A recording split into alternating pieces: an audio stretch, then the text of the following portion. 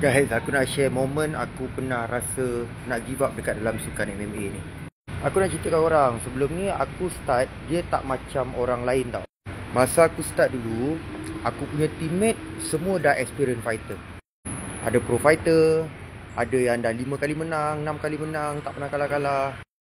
Tapi aku masuk memang kosong lah. Double leg takedown pun tak pandai buat. Kalau cerita pasal jiu-jitsu tu, hari ni dia explain, minggu berdepan, minggu lagi satu pun tak faham-faham lagi. Kiranya dalam tim tu, aku ni kira melembabkan diorang punya proses pembelajaran lah. Sebab nak drill macam mana? Nak kena ajar aku lagi kan?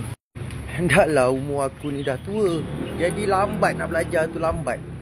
Yang lain tu umur dalam 20-an, 25, 26 masa tu kan.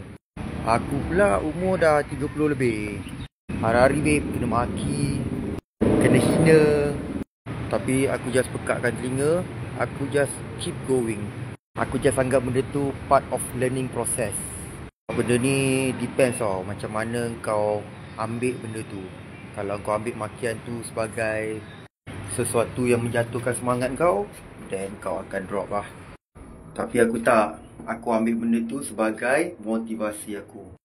Sampai sekarang ni Alhamdulillah, tim pun dah perlahan-perlahan dah terima aku.